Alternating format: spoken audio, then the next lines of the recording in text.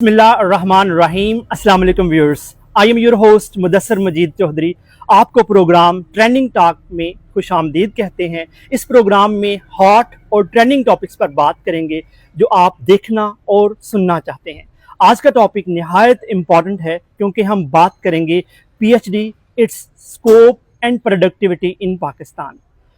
आज हमारे साथ मौजूद हैं डॉक्टर वकास बशीर गुआंस। Sir, very warm welcome in this programme.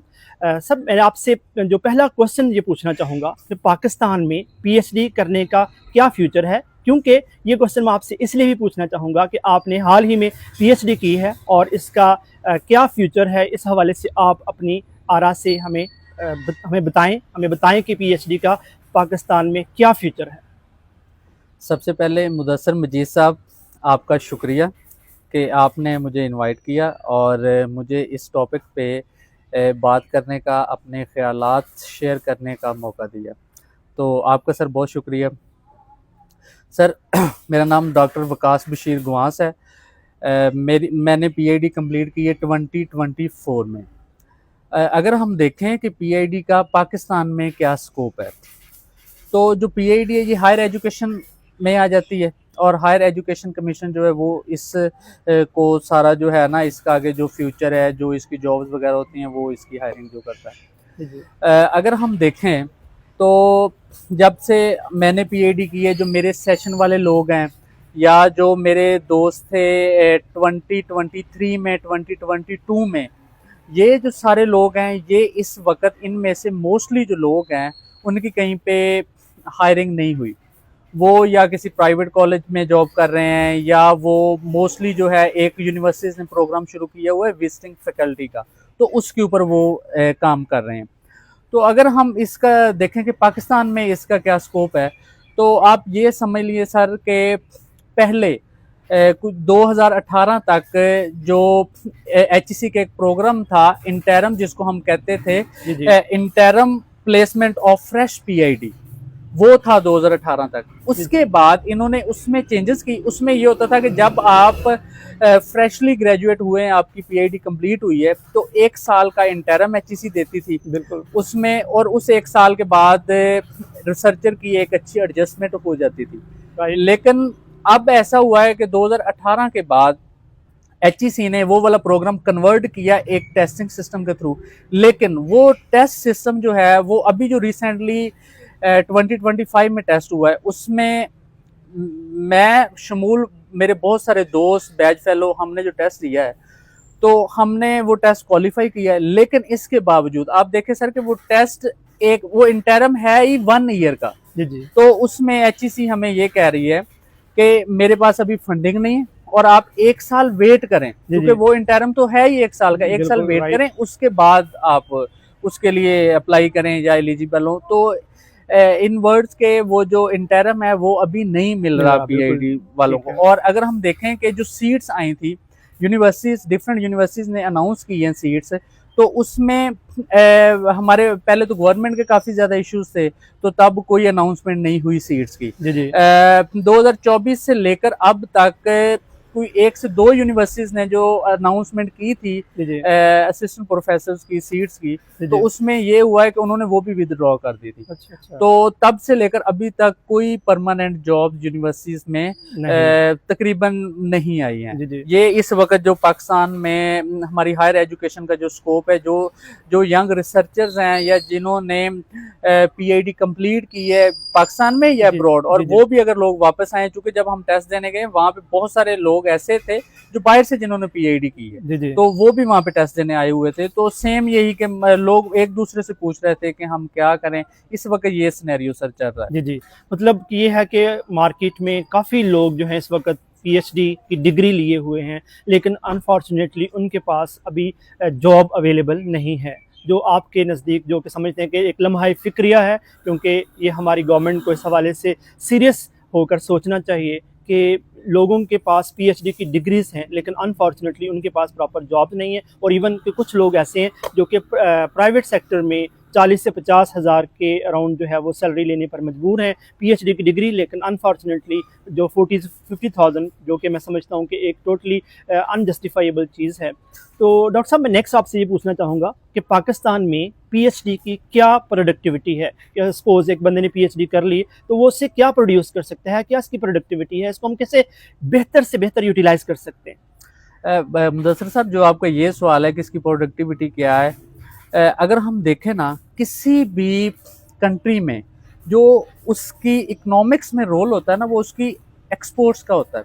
जी जी और एक्सपोर्ट्स वो का मतलब है कि आपके मुल्क में आप कौन कौन सी चीजें बना रहे हैं, आपकी प्रोडक्ट्स क्या है, जी जी आपने ब्रांड्स कौन से बनाए हैं। जी जी अनफॉर्चुनेटली हमारे मुल्क में कोई इतना खास ब्रांड नहीं बना, अगर कुछ बने भी हैं जी जी तो उसको कुछ हमारी गवर्नमेंट की पॉलिसीज ऐसी थी तो उनको हमने वो चलने ही नहीं दिया है। जी जी तो एक जो रिसर्च होती है ना, उसमें आप प्रोडक्ट्स बनाते हैं, वो प्रोडक्ट्स आपने सेल करनी होती हैं आगे इंडस्ट्रीज को, जी जी आगे मार्केट में।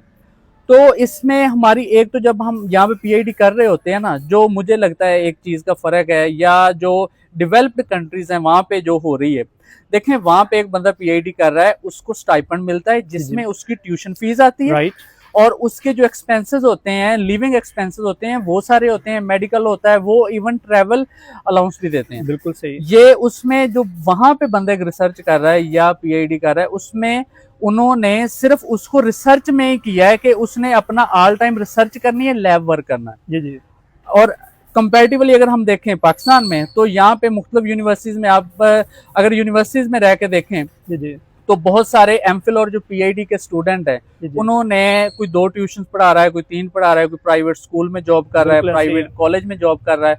वो अपने आप को अफोर्ड करने के लिए, अपनी फी देने के लिए, वो स्टूडेंट्स ने क्या करना है कि बाहर ट्यूशन पढ़ानी है या कोई और जॉब करनी है। लेकिन तो उससे उसका क्या फर्क होगा कि उसकी जो लैब वर्क है, जो उसकी रिसर्च होगी, उसके ऊपर वो इफेक्टिव होगी, जी जी तो उसके ऊपर वो इफेक्ट करेगी। लेकिन अगर हम कंट्रास्ट में USA देख लेते हैं, चाइना देख लेते हैं, वो स्टाइपेंड देते हैं, जी जी बिल्कुल उस स्टाइपेंड से स्टूडेंट के एक्सपेंसेस सारे कवर हो जाते हैं, बिल्कुल वो ऐसे ही। सारे का सारा जो फोकस है वो अपनी रिसर्च पे करता है। बिल्कुल सही फरमाया आपने। तो डॉक्टर साहब, मैं आपसे ये भी पूछना चाहूँगा कि अगर हम बात करते हैं डिफरेंट अदर कंट्रीज़ की रिसर्च की और हमारे मुल्क की रिसर्च की, सो मतलब एक डिफरेंस है, मतलब जो वो अपनी रिसर्च को प्रोडक्टिव वे में यूटिलाइज़ कर रहे हैं, जबकि हमारे यहाँ जो रिसर्च जिन्होंने की है उनको भी को खातर खा जो है ज़रिए से जो है उनसे कुछ चीज़ें प्रोड्यूस नहीं की जा रही हैं, उनको प्रोडक्टिव नहीं बनाया जा रहा। तो डॉक्टर साहब, मैं ये पूछना चाहूँगा कि किसी भी मुल्क की तरक्की में रिसर्च का क्या रोल होता है? एक जो रिसर्चर है वो अपना कैसे एक इफेक्टिव रोल प्ले कर सकता है सोसाइटी के अंदर, और जो दूसरे यंग रिसर्चर्स होते हैं, जो यंग स्कॉलर्स होते हैं, उनको किस तरीके से वो अपना नॉलेज जो है वो इम्पार्ट कर सकता है? अच्छा मुदस्सिर साहब, इस पे अगर हम बात करें जी जी कि ये एक बहुत इम्पोर्टेंट क्वेश्चन है कि किसी भी मुल्क की तरक्की में रिसर्च का और रिसर्चर का क्या रोल क्या है। रोल है? ये एक बहुत ही ज़बरदस्त क्वेश्चन है। जी जी मेरे ख्याल से जो हम में डेफिशिएंसी है ना, हमारे मुल्क में जो ये सारा सिनेरियो चल रहा है, उसमें मेन चीज़ यही है कि हमने साइंस एंड टेक्नोलॉजी में जो रिसर्च है ना, जी जी उसमें हमने वो काम नहीं किया जो कि हमें करना चाहिए था, जी जी या उस तरह से रिसोर्सेज नहीं प्रोवाइड किए गए रिसर्चर्स के लिए जिसमें वो प्रोडक्ट्स बना सकते या वो काम कर सकते जिससे हमारी ऐसी प्रोडक्ट्स बनती और हम उनको एक्सपोर्ट कर सकते। जी जी बिल्कुल ऐसे ही। अगर इस पे हम बात करते हुए देखें, यूनाइटेड नेशंस को देख लेते हैं, हम चाइना को देख लेते हैं। अगर मैं आपको, जो इस वक्त हमारे कंट्री में क्राइसिस चल रहे हैं ना, ये एजुकेशन के लिहाज से, तो मुदस्सिर साहब आप ये देखें कि USA में 2024 में उन्होंने 34,000 PhDs प्रोड्यूस किए हैं। 34,000? यस, 34,000 उन्होंने PhD प्रोड्यूस किए हैं, जी जी जो कि 2023 के मुकाबले में 12% उनमें इंक्रीज आया।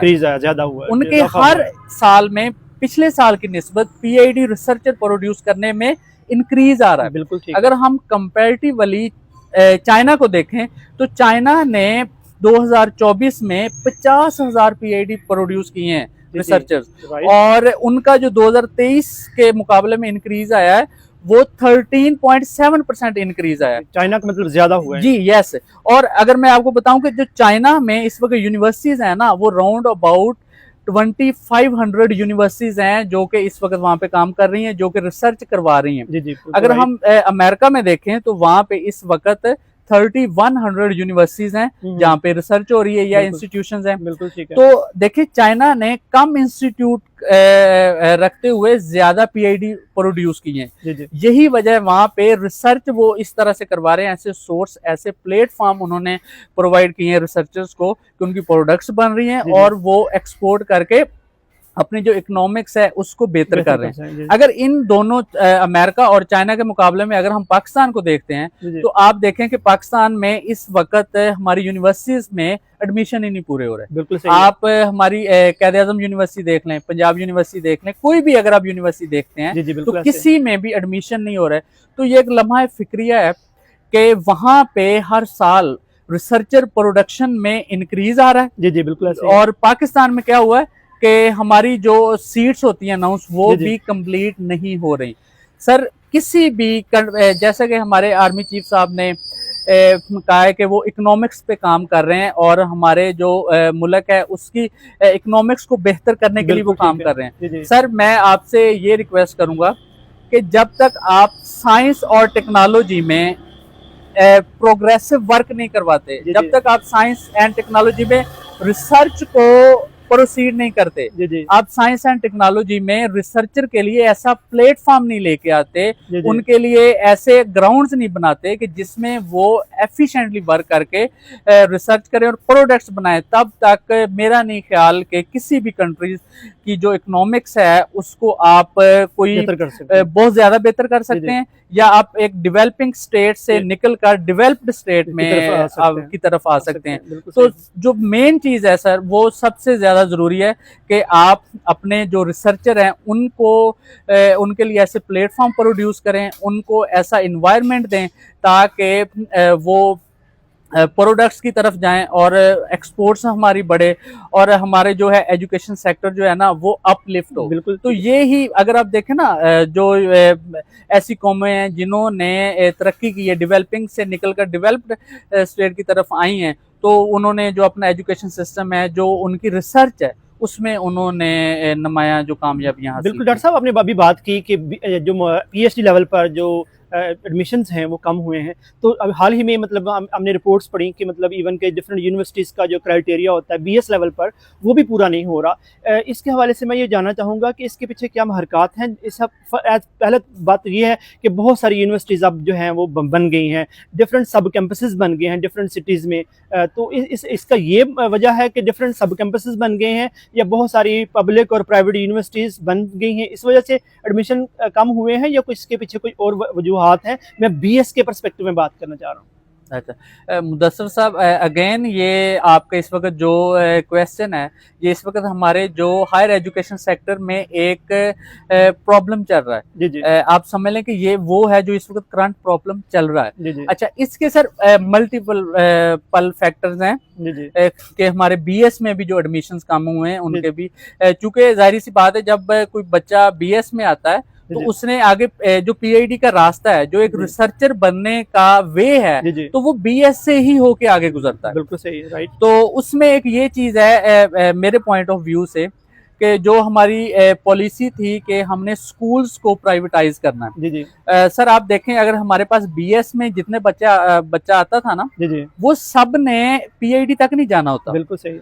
उसमें 60% बच्चों ने सिर्फ बीएस करके ही मार्केट में निकलना होता है, जिसमें उनको एजुकेटर्स की भर्तियां आ जाती थी और वो कॉलेजेस में उनकी जॉब्स आ जाती थी, स्कूल्स में जॉब्स आ जाती थी।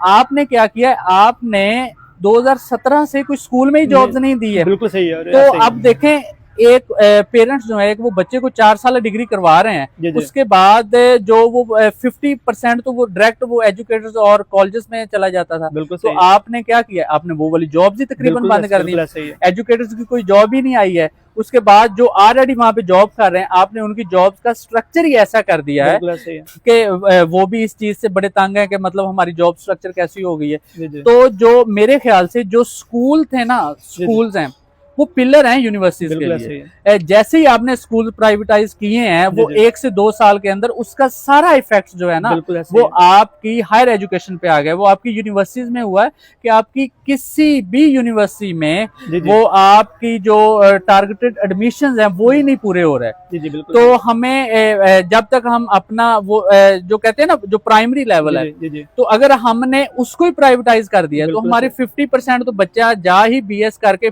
उसमें जा रहा था। अब बिल्कुल। काफी ज्यादा जो फीमेल थी जी, वो इधर से बीएस हुआ है, जी, जी। साथ ही वो स्कूल्स में उनके बिल्कुल एजुकेटर ऐसे ही की है। जॉब हो गई है बिल्कुल और ऐसे ही फीमेल के लिए एक अच्छी जॉब होती है। बिल्कुल तो ऐसे ही है। जब हमने वो बंद कर दिया तो वो फिर ऑटोमेटिकली उसका जो है बीएस पे इफेक्ट हुआ है और यूनिवर्सिटीज में जो बीएस की स्ट्रेंथ है जी, वो जी। ना होने के बराबर हो गई है। जी, जी, बिल्कुल। तो डियर व्यूअर्स, आज का जो प्रोग्राम था, ये जो सेशन था वो पीएचडी के ऊपर था कि PhD its scope and productivity in Pakistan. उम्मीद करता हूँ कि आज का जो प्रोग्राम था ये आपको पसंद आया होगा, क्योंकि हमने डिटेल से बात की। डॉक्टर साहब ने इसकी बड़े इफेक्टिव वे में इन चीज़ों को एलेबोरेट किया। मैं समझता हूँ कि काफ़ी हद तक आपके जो क्वेश्चन हैं, जो क्वेरीज हैं, वो काफ़ी हद तक क्लियर हो चुकी होंगी। तो मिलते हैं नेक्स्ट प्रोग्राम में। तब तक अपना ख्याल रखिएगा। अल्लाह हाफिज़, good bye, stay blessed. Okay.